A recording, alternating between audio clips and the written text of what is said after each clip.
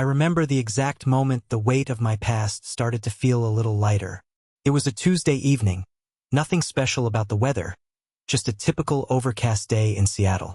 I was sitting across from Sarah in a small corner booth at an Italian diner we'd been going to since our second date. The air smelled like garlic butter and rain. I had a ring burning a hole in my pocket. It wasn't a rock that would blind you. It was a modest band with a small, clear diamond that I had spent 3 years saving for. Every dollar of that ring came from overtime shifts and skipped lunches. Sarah was laughing at something I'd said about my boss, her eyes crinkling at the corners. That's the thing about Sarah. She comes from a world I didn't understand back then. She carries herself with this quiet grace, never loud, never demanding. When I got down on one knee right there on the checkered linoleum floor, the diner went silent. My heart was hammering against my ribs like a trapped bird. "Aaron," she whispered, her hands flying to her mouth. "I don't have a lot," I said, my voice shaking just a little. "You know my story. You know the baggage I carry. But I promise you, I will work every single day to make sure you never feel second best. Will you marry me?" She didn't even look at the ring. She looked right at me. "It's you I want, Aaron, not the ring." Yes. The relief that washed over me was physical. For a few hours, we lived in that bubble. We ordered tiramisu. We talked about the future. I felt like a man who had finally stepped out of a long, dark tunnel. But as we drove home, the bubble started to leak. The rain hit the windshield of my 10-year-old sedan, and the rhythmic thump-thump of the wipers reminded me of the inevitable next step. I had to tell my family. You have to understand, in most families, a wedding announcement is a cause for celebration. Bottles are popped, tears are shed. In the Davis household, news was only good if it was about Andrew. Andrew is my older brother. He's 33 years my senior, and he is the sun around which my parents orbit. If Andrew sneezed, my mother, Linda, was there with a handkerchief and a bowl of soup.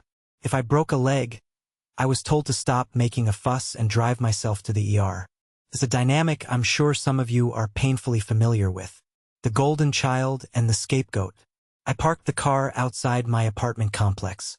Sarah reached over and squeezed my hand. Her skin was warm, contrasting the cold not forming in my stomach. "You don't have to call them tonight," she said softly. "If I don't and they find out from social media, it'll be World War III, I replied. I took a deep breath and dialed my mother's number. It rang 4 times. Finally, she picked up. The background noise was loud. TV blaring, the sound of my father, Robert, laughing at something. "Hello? Aaron? Make it quick. We're watching Andrew's favorite show," she said. "No hello, no how are you?" "Hi, Mom. I have some news. Big news, actually." I tried to inject some excitement into my voice, fighting the urge to hang up. "I proposed to Sarah tonight." She said yes. "We're getting married." There was a pause. A long, heavy silence. I expected a gasp, maybe a congratulations. "Oh," she said. The tone was flat, like I just told her I bought a new toaster. "That's nice. Does she have a job yet? Or are you going to be paying for everything on that salary of yours?" I gripped the steering wheel. "Sarah works, Mom. She's a consultant. And we're happy." "Well, don't expect us to chip in." She cut me off. "Your father and I are tight right now. Andrew just needed help with the down payment on his new condo. You know how expensive the city is. He has to maintain an image for his sales job." "I didn't ask for money, Mom. I just wanted to share the news." Right. Well, congratulations, I guess." "Oh, did I tell you? Andrew just bought a pair of those Italian leather loafers. $1,000. Can you believe it? He looks so handsome in them. You really should ask him for fashion advice, Aaron. Maybe then you'd get that promotion you're always talking about." My jaw tightened so hard I felt a headache coming on. Here I was, telling her I was starting a new chapter of my life, and she was talking about Andrew's shoes. "I have to go, Mom," I said, my voice cold. "Okay, bye. Don't forget to send a card for your father's birthday. Andrew got him a watch." The line went dead. I sat there in the dark car, the silence ringing in my ears. Sarah watched me. her expression filled with a mix of pity and anger. She didn't say anything. She didn't have to. She knew. They didn't even ask her name, I muttered, staring at the dashboard. They didn't ask when the date was. They just talked about Andrew's shoes. They don't deserve you, Sarah said fiercely. And they don't deserve to be at our wedding if they can't respect you. They're my parents, Sarah. I keep thinking if I just achieve enough, if I just do things right, they'll see me. It's a lie we tell ourselves, isn't it? That if we just work harder, the people who are supposed to love us will finally wake up. But that night, looking at the woman who loved me for exactly who I was, I felt something shift.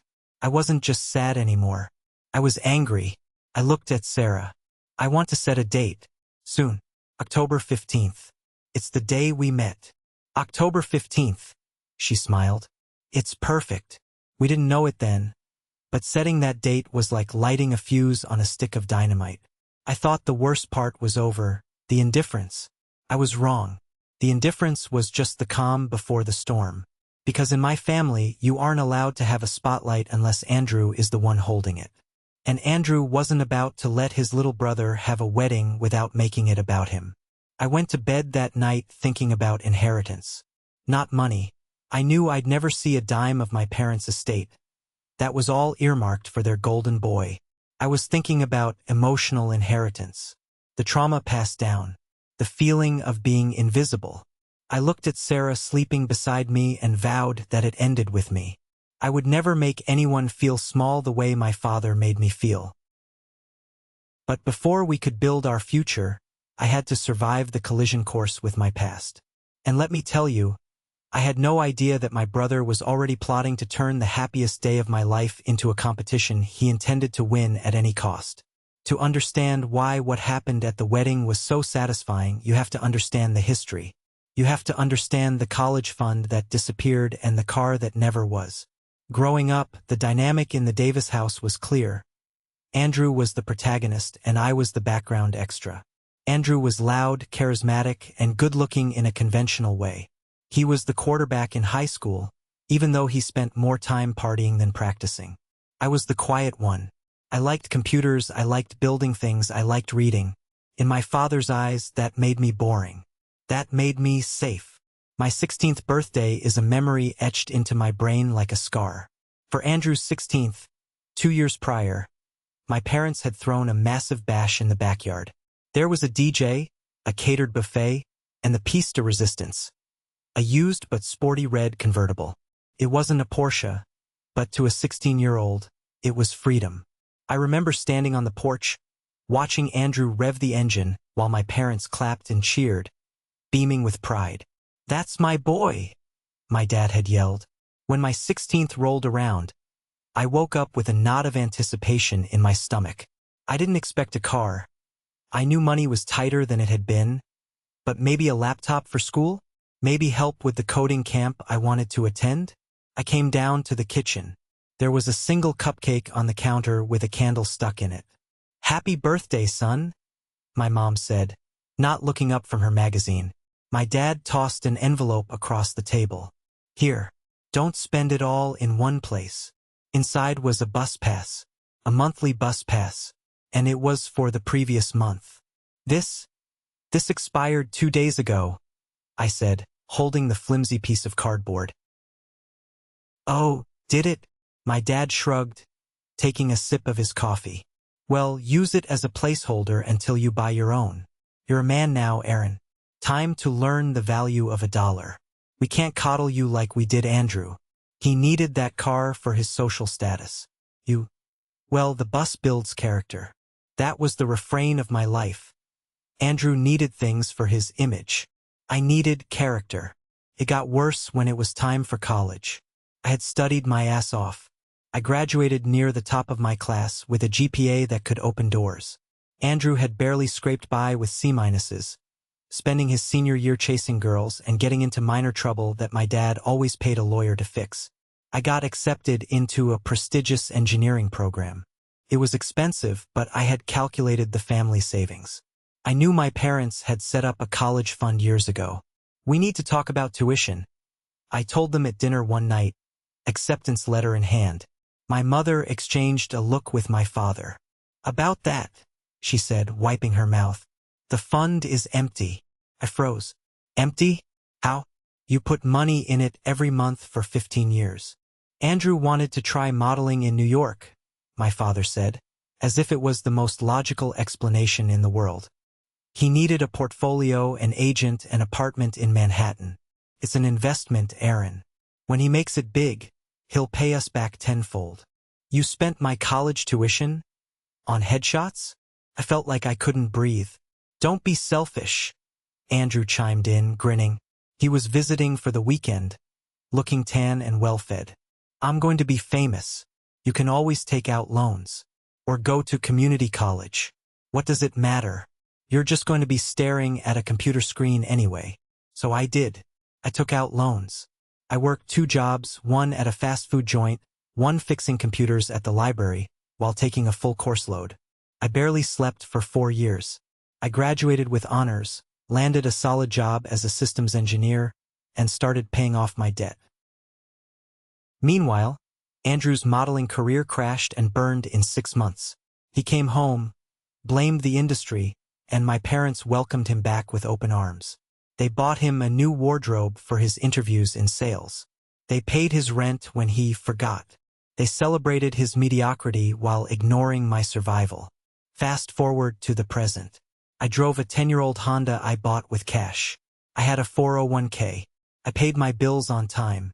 Andrew drove a leased BMW he couldn't afford, hopped from sales job to sales job, and was constantly dodging calls from creditors. But in my parents' eyes, he was the businessman, and I was the tech guy. When I met Sarah, she was the first person who didn't look at my frugality as cheapness. She saw it as discipline. She didn't look at my silence as weakness. She saw it as thoughtfulness. She came from a different world. Her family had money, real money, but they never flashed it. Her father, Mr. Vance, drove a nice car, but he wore simple suits. Her mother volunteered at the library where I used to work.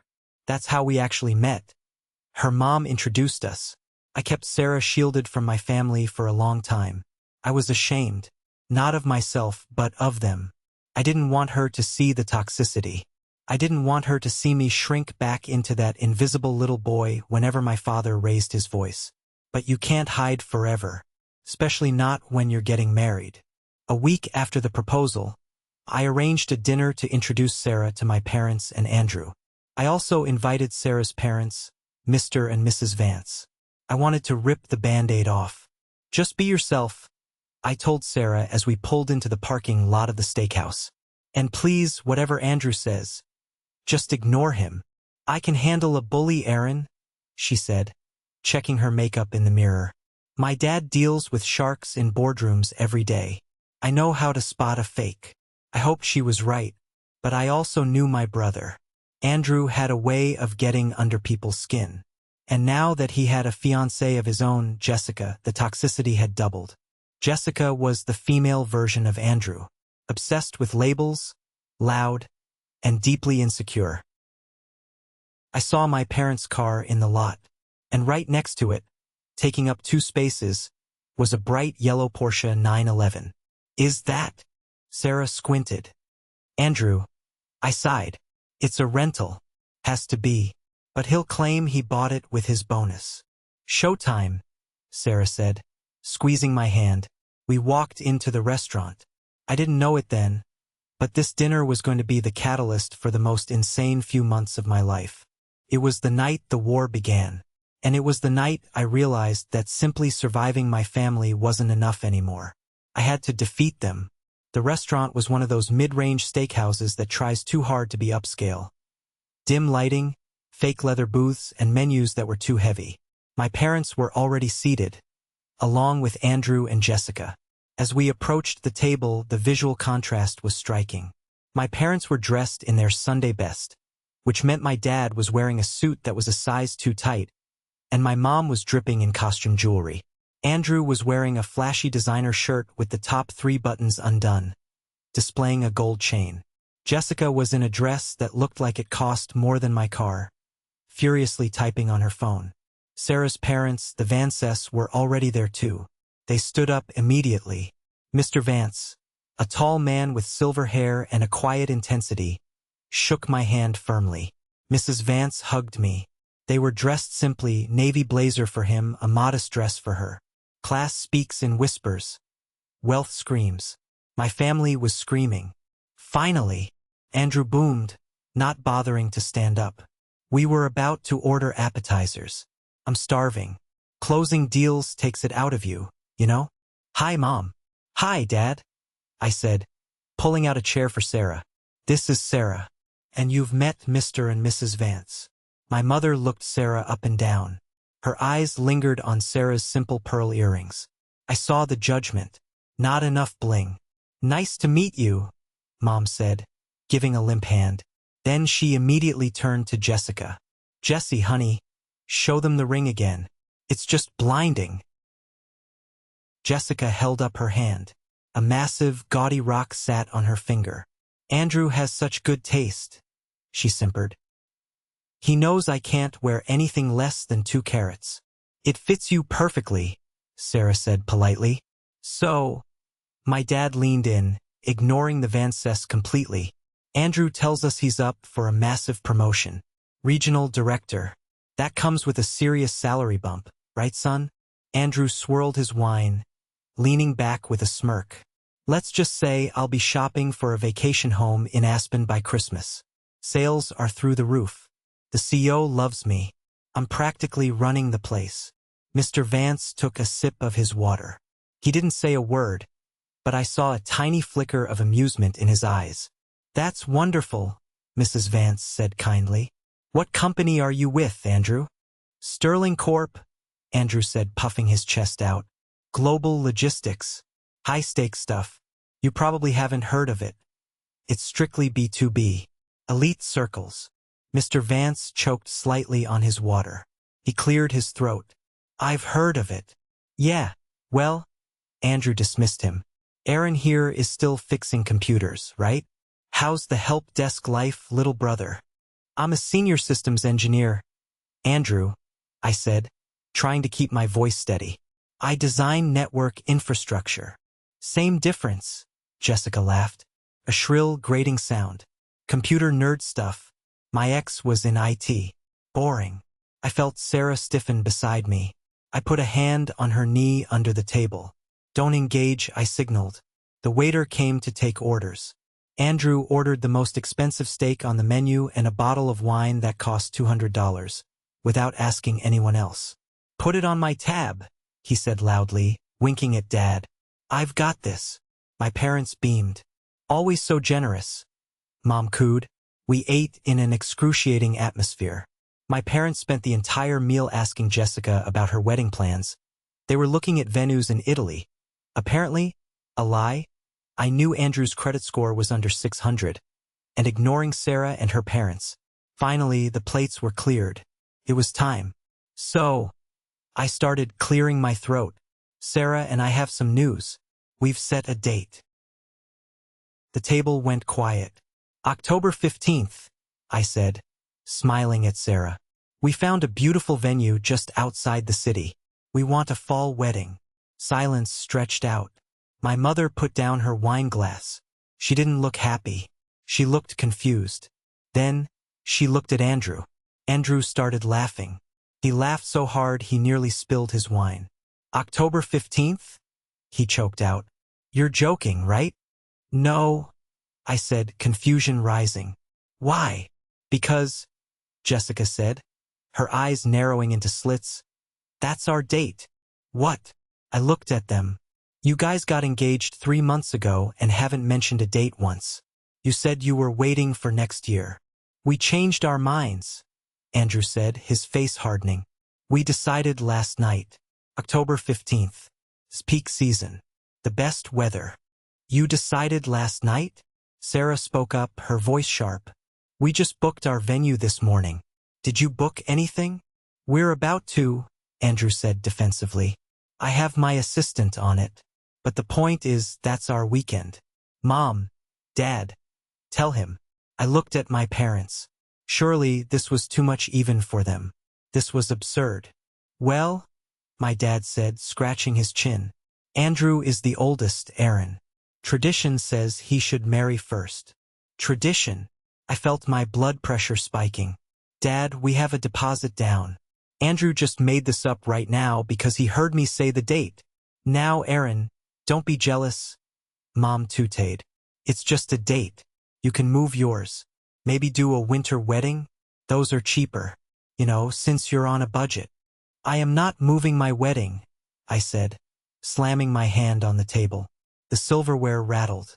This is insane. He's doing this on purpose. Excuse me, Andrew sneered. Why would I care about your little party? My wedding is going to be the event of the year. VIPs, industry leaders. I can't have you distracting the family with your… whatever this is. Mr. Vance finally spoke. His voice was low, calm, but it carried across the table like a gavel strike. It seems there is a conflict. Perhaps it would be wise for the parents to decide which wedding they will attend now, so plans can be made. It was a challenge, a direct test of their character. My mother looked at Andrew, sitting there in his unbuttoned shirt, reeking of arrogance. Then she looked at me. We have to support Andrew, she said, without an ounce of hesitation. He has important clients coming. His image matters. Aaron, you understand, right? Your family. You should support him too. Cancel your venue and come to your brother's wedding. Be a groomsman. We'll get you a rented tux. I felt like I had been punched in the gut. Even expecting the worst, the reality of it was breathless. They weren't just choosing him. They were asking me to serve him on my own wedding day. No, I said. I stood up. I'm not doing that. Aaron, don't make a scene, Dad warned. You're embarrassing us in front of guests. He waved a dismissive hand at the Vances. We're leaving, I said. I threw two $20 bills on the table for my share of the meal. I wasn't letting Andrew pay for me. Sarah, let's go. As we walked away, I heard Andrew laugh. He'll fold. He always folds. Mr. Vance walked beside me to the parking lot. His face was unreadable. When we got to his car, a pristine, understated Mercedes, he turned to me. Aaron, he said, does your brother really work for Sterling Corp? That's what he says. I muttered, wiping my eyes. Claims he's the top salesman. Mr. Vance nodded slowly. He pulled out his phone and typed a quick note. Interesting. Very interesting. I'm so sorry about tonight, I told them. I'm so humiliated. Don't be, Mrs. Vance said, hugging me tight. You have a family now, Aaron. Us. I watched them drive away. Then I looked at Andrew's yellow rental Porsche across the lot. I wanted to key it. I really did. But I didn't. I got into my Honda with Sarah. Are we changing the date? She asked softly. No, I said, gripping the wheel until my knuckles turned white. We are keeping the date. And we are going to have the best damn wedding this town has ever seen. But I knew, deep down, that this wasn't over. Andrew had declared war, and my parents had just drawn the battle lines. I just didn't know yet that they were walking into a trap of their own making. The weeks following that dinner were a blur of toxicity. My phone became a grenade I was afraid to touch. First came the guilt trips.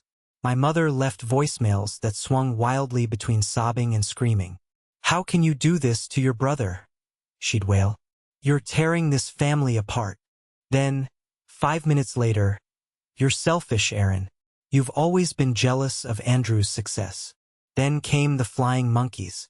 My aunts and uncles, people I hadn't heard from in years, started messaging me on Facebook.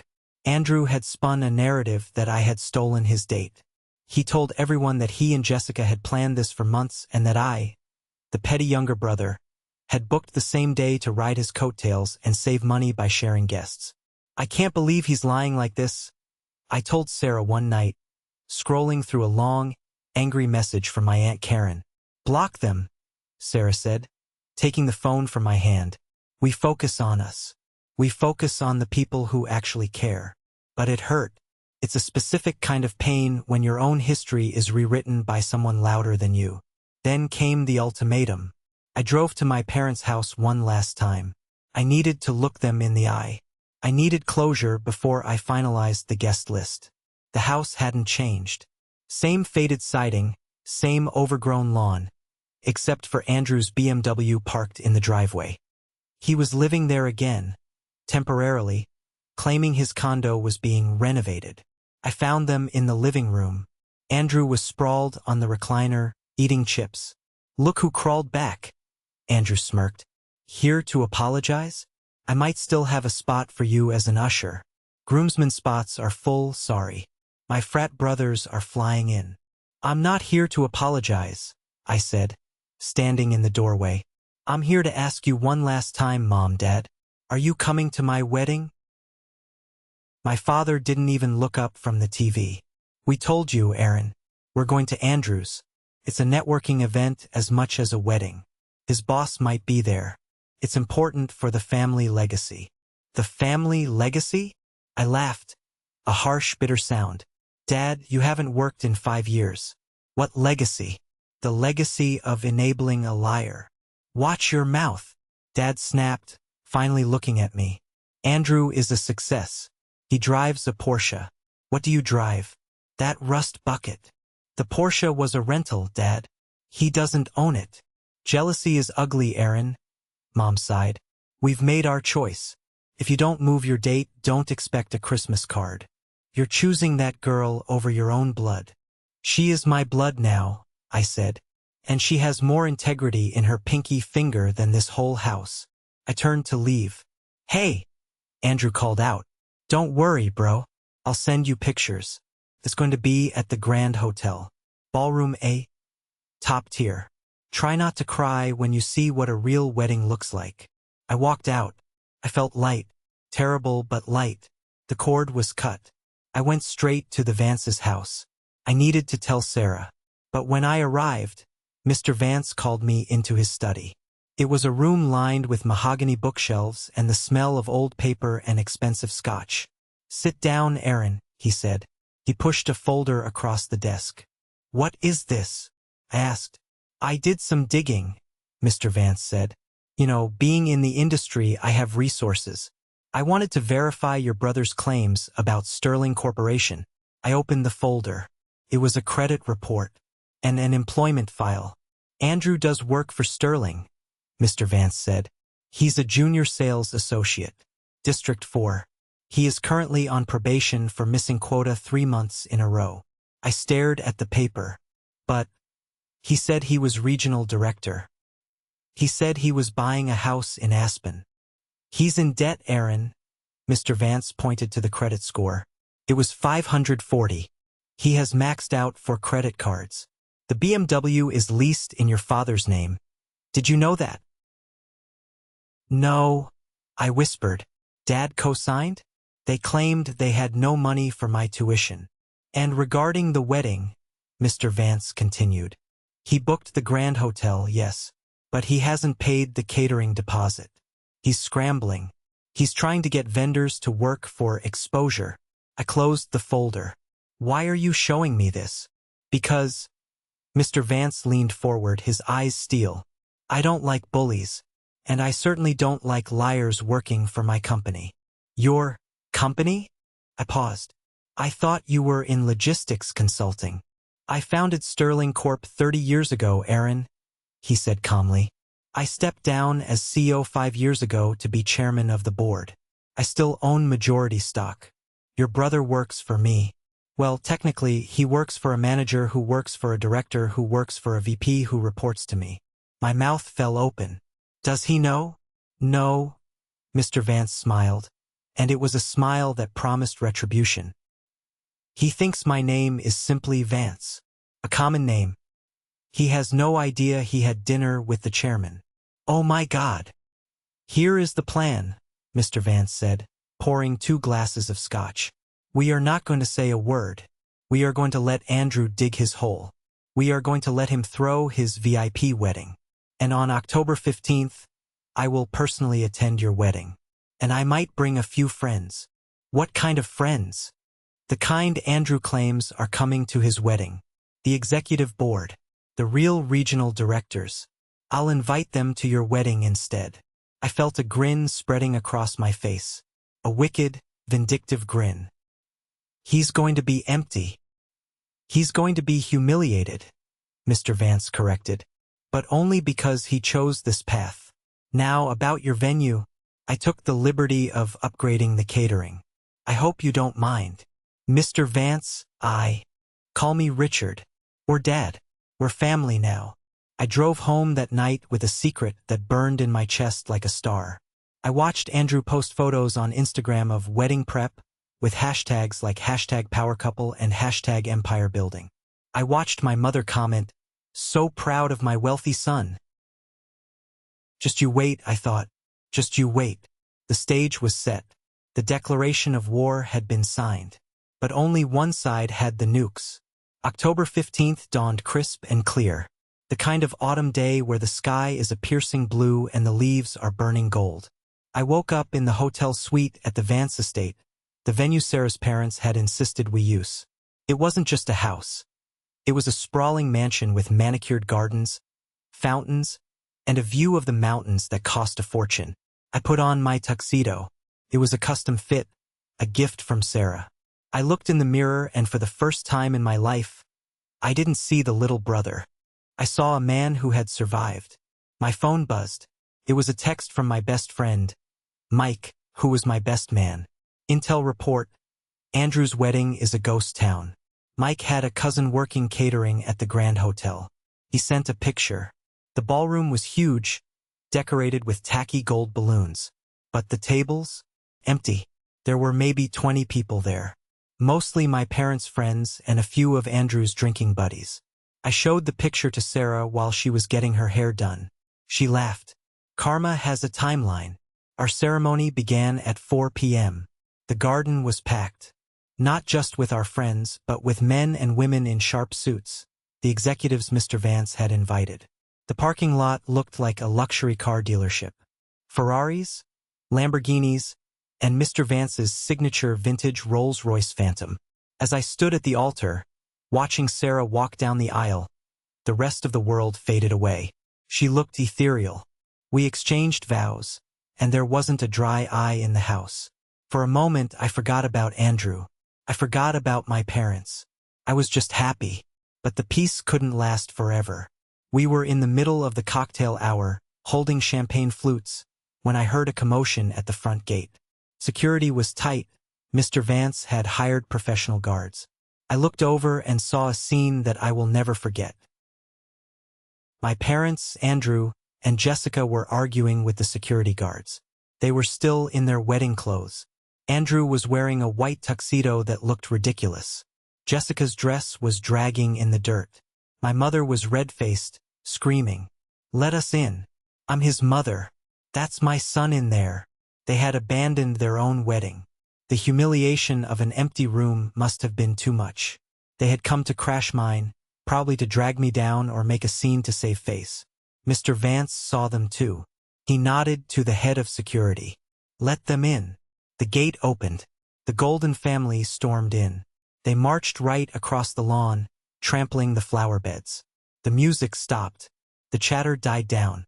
300 guests turned to watch. Andrew reached me first. He looked unhinged.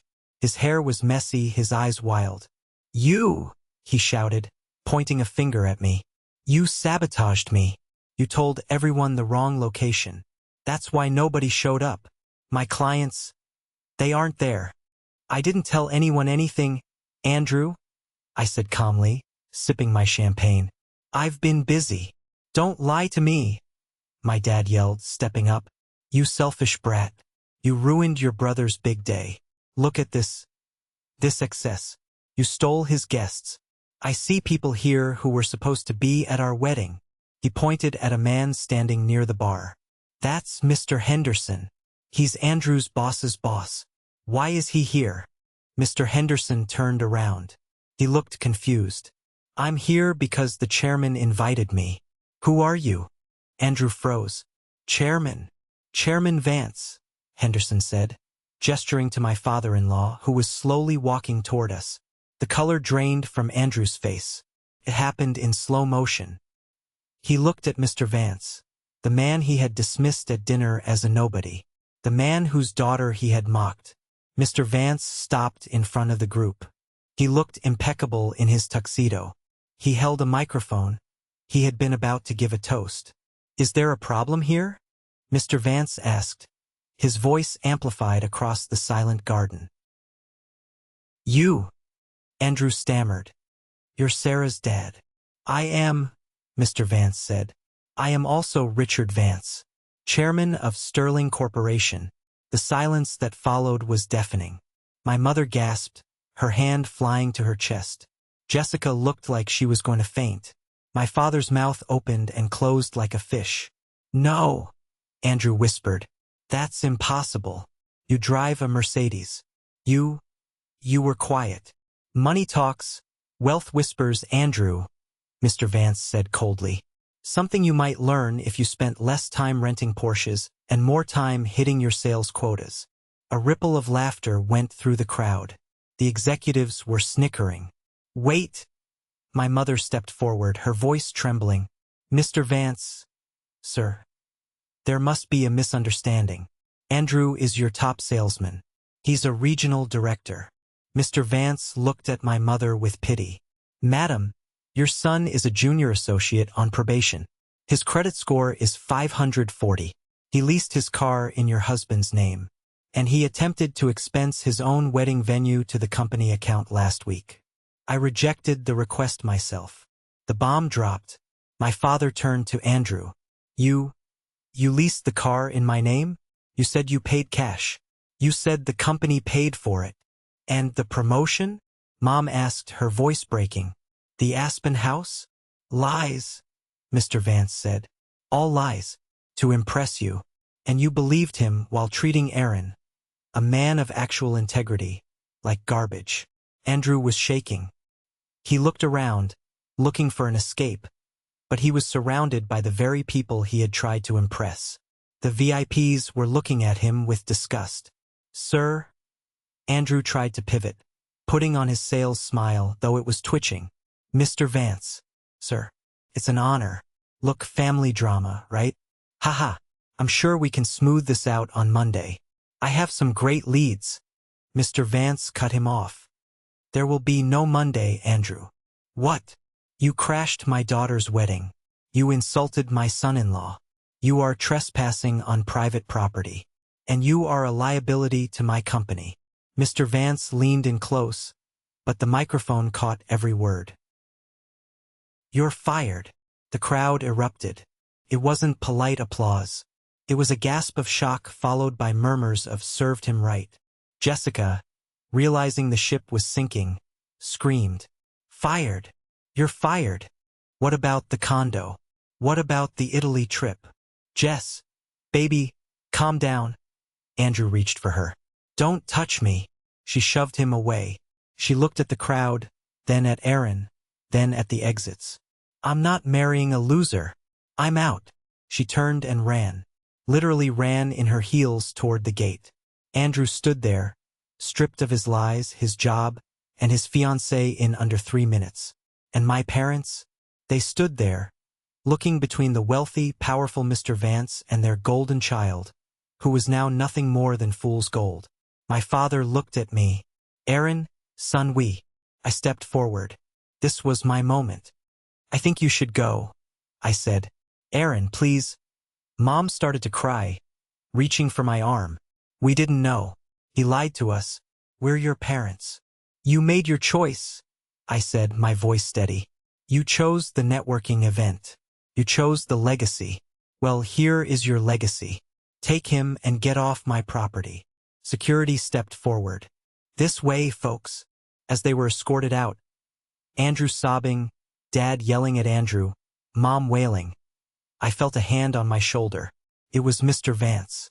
"Now," he said, raising his glass to the crowd, "let's get back to celebrating the real man of the hour." The adrenaline of the confrontation carried me through the rest of the reception. We danced, we drank, we laughed. But in the back of my mind, I knew the real world was waiting outside the gates. The fallout was immediate and catastrophic.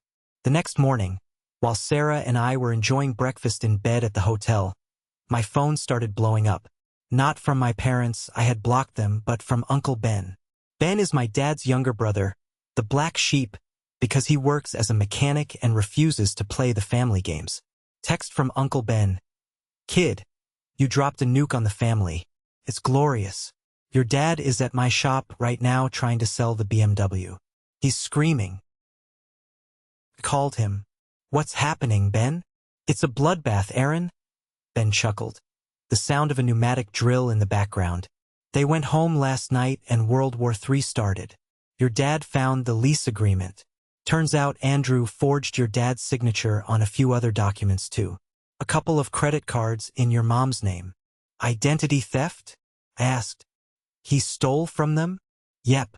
They were so blinded by his success, they never checked the mail. Now that the job is gone, the creditors are calling. The car is getting repossessed today. Your dad is trying to return it to avoid the penalty, but he's on the hook for the mileage. And Andrew drove that thing everywhere. Where is Andrew? Locked in his room. Your mom is crying in the kitchen. She called me asking if I had $5,000 to lend them for a legal retainer. I told her to kick rocks. I felt a pang of sadness. Not for them, but for the sheer waste of it all. They had destroyed their finances for a lie. 2 days later, I returned to work. I expected things to be normal, but word travels fast in the industry, especially when the chairman of the board is your father-in-law. I got an email from HR. Meeting regarding Andrew Davis. I went to the office. The HR director looked uncomfortable. Aaron, she said, we just wanted to let you know that Andrew came to the building this morning. He tried to get into the server room to delete evidence, he claimed. What? I stared at her. Is he arrested? Security removed him. We've issued a restraining order. He's banned from all Sterling properties. But he was shouting your name, blaming you for poisoning the chairman against him. We just wanted you to be aware for your safety.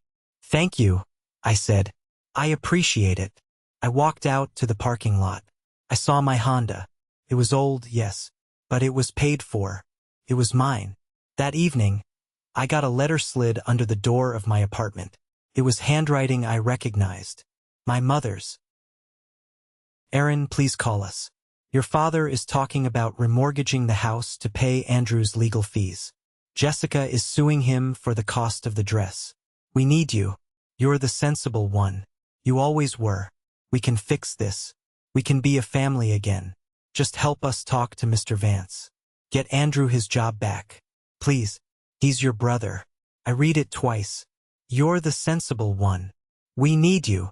For years, I would have killed to hear those words. I would have drained my savings to help them. I would have fixed it. But then I remembered the bus pass on my 16th birthday. I remembered the empty college fund. I remembered them standing at the gate of my wedding, demanding entry not to celebrate me, but to validate themselves. I took the letter. I walked over to the shredder I kept by my desk. BZZT. The strips of paper fell into the bin. I didn't call. I didn't write back. A week later, I heard through Uncle Ben that my parents had put their house on the market. They were downsizing. Andrew was moving into a cheap apartment with them. The golden child was now a 30-year-old unemployed man sleeping on his parents' couch in a rental unit, drowning in lawyer fees and debt. He had lost his fiancée, his job, his car, and his reputation. And me? I got a promotion the next month. Not because of Mr. Vance, he stayed out of it, but because I had been killing it on my projects. With the raise, Sarah and I started looking for a house. A real house, with a nursery. The storm had passed. The debris was cleared. And for the first time, I was standing in the sun. The silence that followed the wedding was heavy, but it wasn't empty. It was the kind of silence you feel after a hurricane has finally passed. The air is still, debris is everywhere, but the sky is finally clearing. For the first few months, I expected them to show up at my door. I installed a Ring doorbell. I changed my number, but the attack didn't come in the form of a physical confrontation. It came in the form of a slow, pathetic implosion that I watched from a distance, mostly through the updates provided by Uncle Ben. Ben came over for a barbecue about 4 months after the wedding. He pulled up in his truck, looking grim. He handed me a cardboard box taped shut with duct tape. "What's this?" I asked, setting it on the patio table. "I helped your folks move out of the house yesterday," Ben said, cracking open a beer. "They sold it for way under market value. They needed the cash fast to settle the lawsuits from the wedding vendors and pay off the lease penalties on that BMW. They really sold the house?" I felt a strange pang. That house was where I grew up. It was a house of horrors, sure, but it was the only home I'd known. Yeah, they're in a 2-bedroom apartment over on 4th Street now. You know the complex? The one next to the highway. I knew it. It was loud, cramped, and smelled permanently of exhaust fumes. Anyway, Ben pointed to the box. "I found this in the back of the garage. Your mom was tossing stuff in the dumpster like a maniac. She threw out all your childhood photo albums. I managed to fish this out. Figured you might want it." I cut the tape. Inside were a few old yearbooks, some trophies from science fairs I had won and they had ignored, and a heavy manila envelope. I opened the envelope. It contained financial records. Old ones. Bank statements from 10 years ago. "Why would they keep this?" I muttered.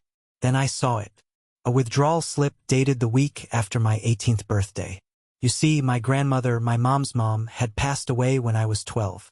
She was the only one who really saw the dynamic for what it was. She couldn't change my parents, but she tried to protect me. She had left me a small inheritance in the form of savings bonds, specifically earmarked for my education. She had told me about them before she died. "For when you escape, Aaron," she had whispered. But when I turned 18 and asked about them, my mother had sworn up and down that the bonds didn't exist, that Grandma was senile and had imagined it. I held the withdrawal slip. It was for $15,000, the exact amount of the bonds. The signature at the bottom was forged. It was a shaky attempt at my signature, and attached to it was a receipt from a law firm. I looked at the date. It matched perfectly with the time Andrew got his second DUI. The one that was magically expunged from his record so it wouldn't ruin his modeling career. I felt the blood drain from my face. "Ben," I said, my voice shaking. "They didn't just ignore me. They stole from me." Ben looked at the paper. He sighed. A long, tired sound. "I suspected as much, kid. I'm sorry. They stole my grandmother's gift to pay for Andrew's drunk driving lawyer." That was the moment the last ember of guilt died. I had spent so many nights wondering if I was too harsh, wondering if shredding that letter was cruel. But looking at that forged signature, I realized that to them I wasn't a son. I was a resource. I was a spare battery they could drain to keep their golden child shining. "How are they doing now?" I asked Ben, my voice hard. "Not good," Ben said. "Andrew is spiraling. He can't get a job in sales because his reputation is nuked. Sterling Corp didn't just fire him. They blacklisted him. He's working part-time at a car wash, but he tells everyone he's consulting for the automotive industry. And Mom and Dad? They're miserable. They blame you, of course. They sit in that tiny apartment and talk about how you manipulated Mr. Vance. They're waiting for you to come crawling back. They think Mr. Vance will eventually fire you too, and then you'll need them." I laughed. It was a dark, incredulous laugh. "They really live in a fantasy world." "They do," Ben said, "but the cracks are showing. I heard your dad yelling at Andrew the other day. Called him a parasite. First time I ever heard Robert say a negative word about the boy. It's a little too late for that," I said. The reality of their downfall hit me a few weeks later when I ran into Jessica at the grocery store. I almost didn't recognize her. She wasn't wearing the designer clothes or the heavy makeup. She was in sweatpants, looking tired. She saw me and froze. For a second, I thought she would run. Instead, she walked right up to my cart. "Aaron," she said. Her voice lacked the shrill arrogance from the dinner. "Jessica, I heard you got promoted," she said, eyeing the expensive bottle of wine in my cart. "I did. Must be nice," she sneered. But there was no heat in it, just bitterness. "Your brother is a loser, you know." I dodged a bullet. "You did," I agreed. "He tried to call me she continued, picking at a fingernail. Asked if he could borrow money. Said he needed it for a custody battle. Custody? I frowned. He doesn't have kids. Custody of his dog. She laughed humorlessly. The breeder wants it back because he stopped making payments. He's pathetic. Tell him I said to go to hell if you see him.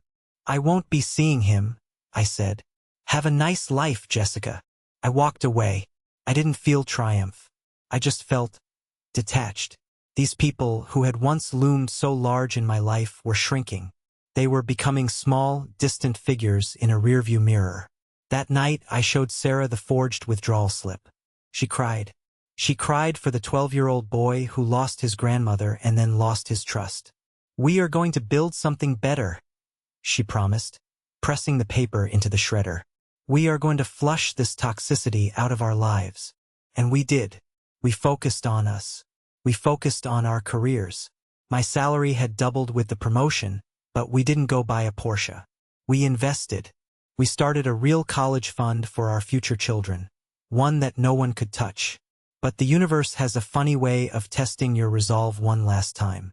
6 months post-wedding, I got a call from a number I didn't recognize. It was a hospital.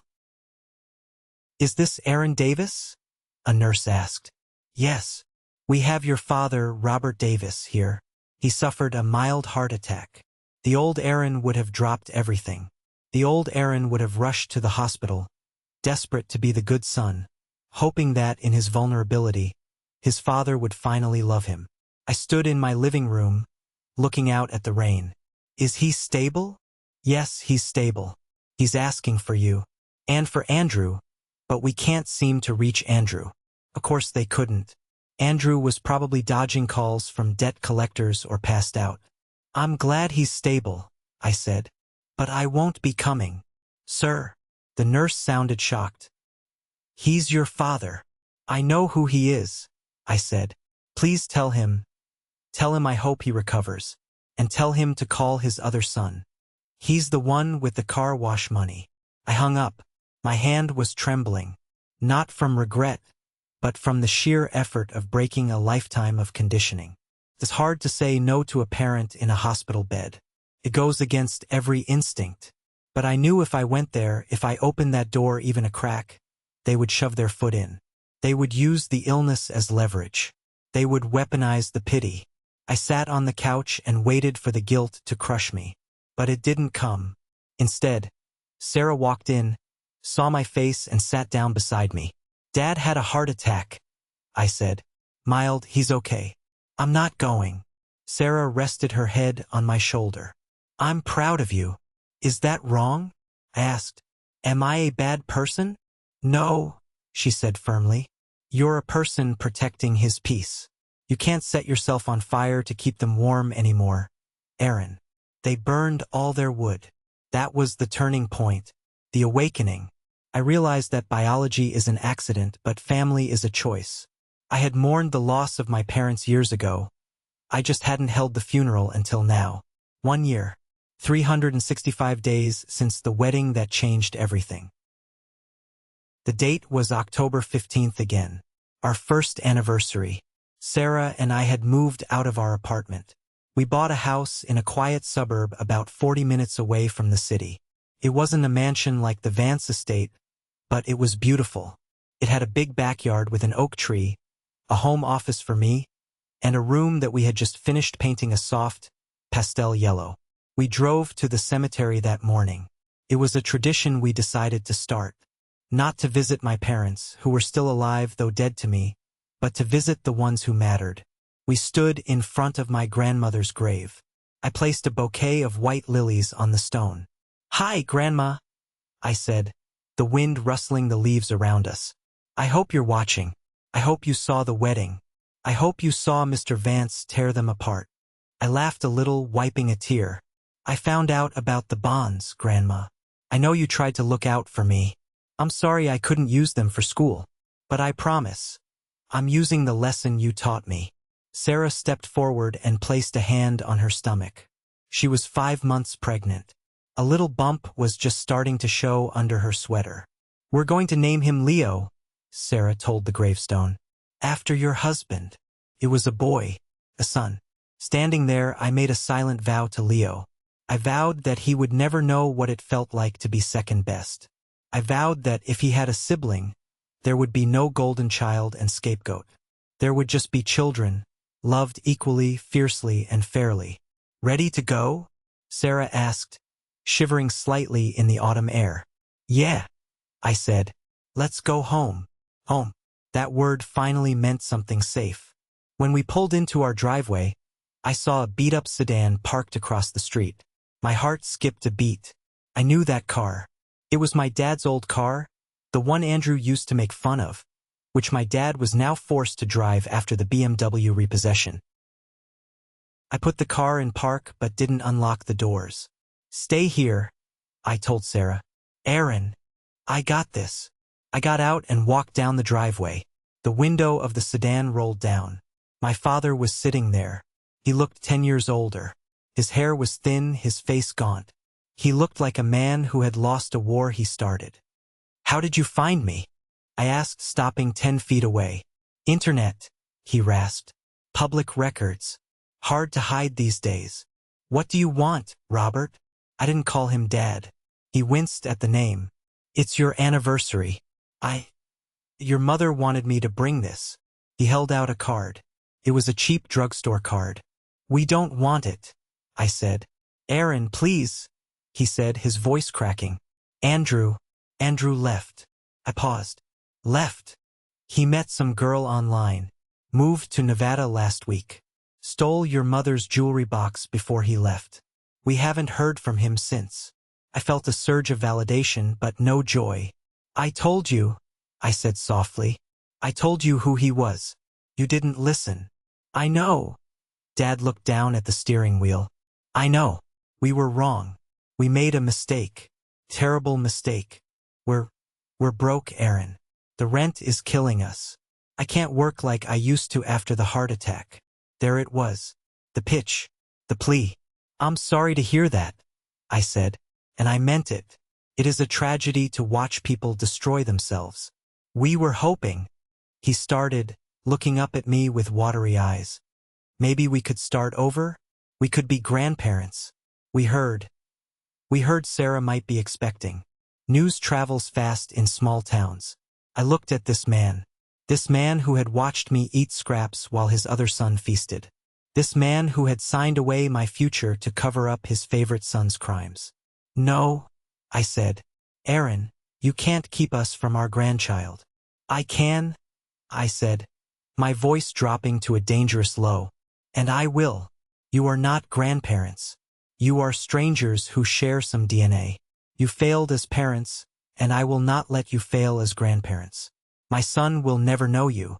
He will never wonder why you love his cousin more than him. He will never feel the way I felt. Son, get off my property, Robert.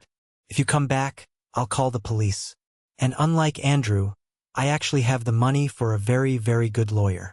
My father stared at me for a long time. He searched my face for the boy who used to beg for approval. He didn't find him. He only found a man who had built a fortress. He rolled up the window without another word. He started the engine. It made a terrible grinding noise and drove away slowly.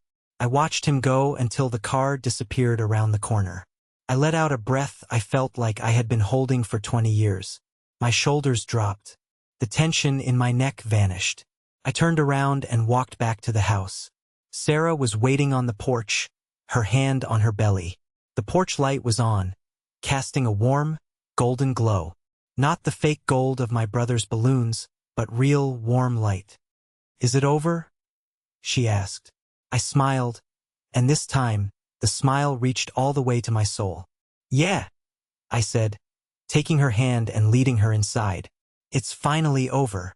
We walked into the house, and I locked the door behind us. Inside, there was the smell of cinnamon candles and the sound of jazz playing softly. I looked at the empty nursery. I imagined Leo playing there. I imagined the college fund growing in the bank, untouched. I imagined birthdays where everyone got a gift or no one did. I had lost my family, yes, but looking at Sarah and feeling the life growing inside her, I realized I hadn't lost anything. I had simply pruned the dead branches so the tree could finally grow. My story isn't just about revenge or a wedding disaster. It's about the painful, necessary realization that you cannot save people who are committed to their own destruction, nor can you force them to love you the way you deserve. My parents' obsession with the golden child didn't just hurt me. It ultimately destroyed them and Andrew too. By enabling him, they crippled his ability to function in the real world. By neglecting me, they forced me to become resilient and independent, traits that eventually saved me. Thank you for listening.